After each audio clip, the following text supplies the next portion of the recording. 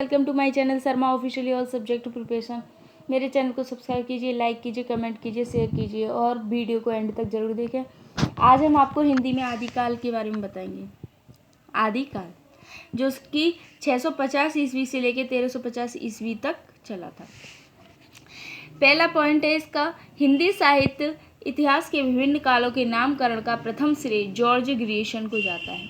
किसको जाता है? जॉर्ज ग्रियर्सन को। इस काल को ग्रियर्सन ने चारण काल, मिश्र बंधु ने प्रारंभिक काल, महावीर प्रसाद द्विवेदी ने बीज वपन काल और शुक्ल ने आदिकाल, वीरगाथा काल, राहुल सांस्कृत ने सिद्ध सामंत काल की संज्ञा दी है।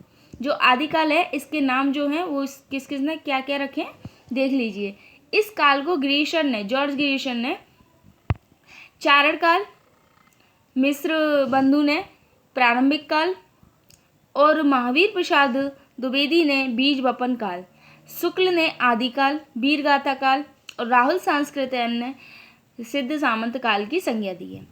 आदिकाल में 3 प्रमुख प्रवृत्तियां मिलती हैं: धार्मिकता, वीरगाथा व श्रृंगारिकता। अब बात कर लीजिए प्रबंधात्मक काव्य कृतियां जो कि इसकी हैं आदिकाल की। पहला है रासो काव्य, दूसरा है कीर्तिलता और तीसरा है कीर्ति पताका इत्यादि। पहला मुक्तव्य काव्य कृतियां देख लीजिए।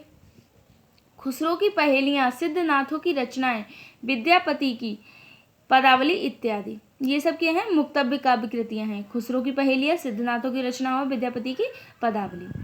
दूसरा पॉइंट देख लीजिए, विद्यापति के कीर्तिलता व कीर्ति पताका की रचना अबहट्ट में और पदावली की रचना मैथिली ने की। किसने की थी? मैथिली ने की थी। विद्यापति की कीर्तिलता और कीर्ति पताका की रचना अबहट्ट में और पदावली की रचना मैथिली ने की थी। आदिकाल की बात हो रही है ये। आदिकाल में आलाह छंद 31 मात्रा बहुत प्रचलित था। कितनी? 31 मात्रा। यह वीर रस का बड़ा ही लोकप्रिय छंद था। दोहा, नेक्स्ट देख लीजिए, दोहा, रासा, तोमर, नाराज पद्धति, अर्ल आदि द्वंद्व का प्रयोग आदिकाल में मिलता है। कहाँ मिलता है? आदिकाल। अगला पॉइंट देखिए, चौपाई के साथ दोहा रखने की पद्धति कर्णवक कहलाती है। क्या कहलाती है? कर्णवक। कर्णवक का प्रयोग आगे चलकर भक्ति काल में जायसी तुलसी ने किया। किसने किया था? भक्ति काल में जायसी तुलसी ने किया। अब नेक्स्ट पॉइंट देख लीजिए, अमीर खुसरो को हिंद इस्लामी समन्वित संस्था प्रथम प्रतिनिधि कहा जाता है।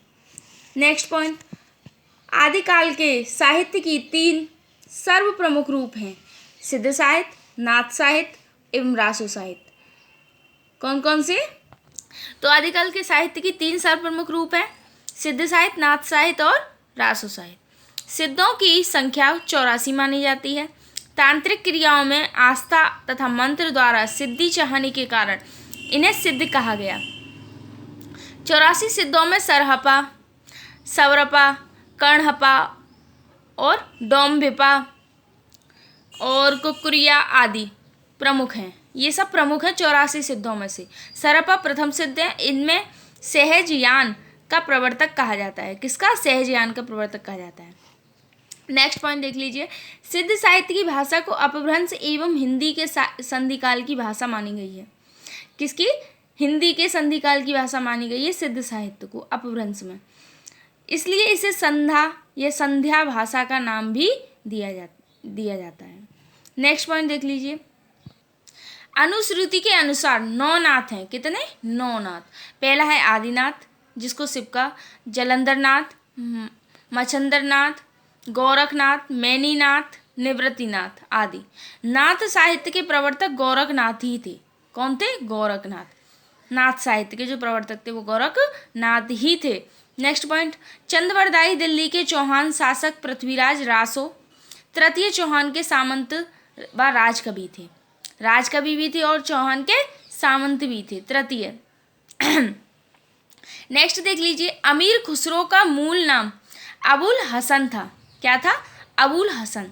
दिल्ली के सुल्तान जलालुद्दीन खिलजी ने उनकी कविता से खुश होकर उन्हें अमीर का खिताब दिया और खुसरो उनका उपनाम था। खुसरो क्या था, उनका उपनाम था, और अमीर का उन्हें खिताब दे दिया गया जिसका नाम हो गया उनका अमीर खुसरो।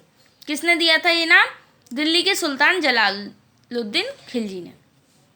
नेक्स्ट पॉइंट देख लीजिए, जिस रचना के कारण विद्यापति मैथिल ओकिल कहलाए वही उनकी मैथिली में रचित पदावली है। वही उनकी क्या है? मैथिली में रचित पदावली है। किसमें है? मैथिली में। तो आदिकाल में ये कुछ महत्वपूर्ण तथ्य हो गए और पॉइंट्स हो गए, ये आप देख लीजिएगा। और आपने वीडियो को पूरा अंत तक देखा है तो उसके लिए थैंक्स। मेरे चैनल को सब्सक्राइब कीजिए, लाइक कीजिए, कमेंट कीजिए, शेयर कीजिए, और आप कोई भी टॉपिक बता सकते हैं, मैं ज़रूर आपको वीडियो प्रोवाइड कराऊंगी। Thank you.